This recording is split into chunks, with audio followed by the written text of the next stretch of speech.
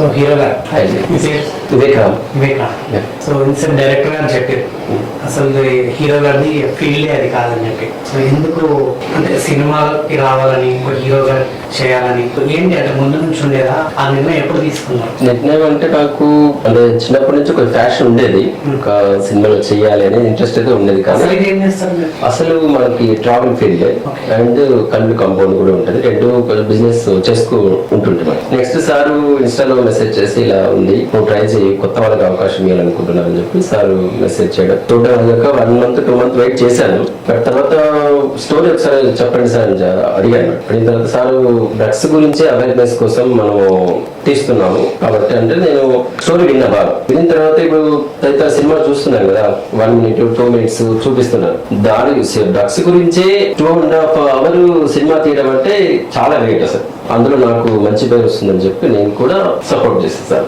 Sir. చాలా sir వాళ్ళు అయితే చాలా కష్టపడ్డారు. మన మధు గారు కూడా నాకు డైలాగ్స్ పరంగా కానీ తదితర అన్ని హెల్ప్ చేశాను. ముఖ్యంగా చెప్పుకోవాలంటే ఒక చిన్న విషయం, మన మల్లేష్ గారు వాళ్ళ వైఫ్ గారు ఉంటారు ఎందుకమ్మని, ఆమె కడుపు నిండా అన్నం పెడుతుందండి. నాకు చాలా అంటే చెప్తున్నా, ఇప్పుడు చెప్పాలి చిన్న విషయం అంటే ఒక అక్క ఈ సినిమాలో నేను హీరోగా చేయడం నా అదృష్టం.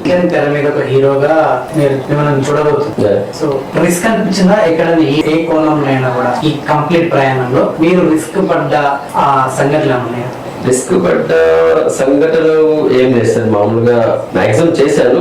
ఒక చిన్న విషయం నాకు మనసు ఏమంటారు బాధగా అనిపించింది. అంటే షూట్ లో ఒక క్యారెక్టర్, అంటే మా అమ్మ క్యారెక్టర్ మేడం ఉంటారు, ఒక విలన్.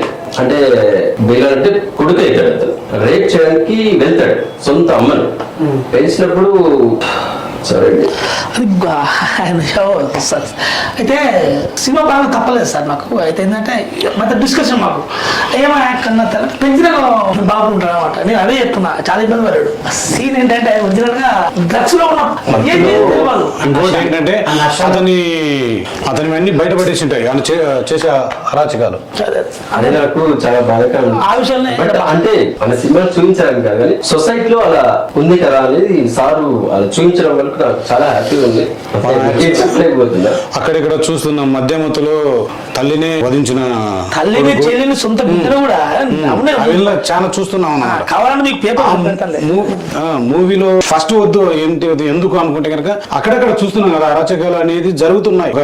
మధ్యమతులో సొంత చెల్లినే కాటేసిన అన్న, కూతురునే చంపేసిన తండ్రి అని ఇలాంటివి చాలా చూస్తున్నాం. మనం ఏదైనా ధైర్యం ముందుకెళ్ళాలి అనే దాంతో ఈ ప్రాజెక్ట్ కానీ వల్గారిటీ కానీ ఎక్కడే కానీ ఏదైనా చీఫ్ కానీ లేదు, చాలా బాగుంటది.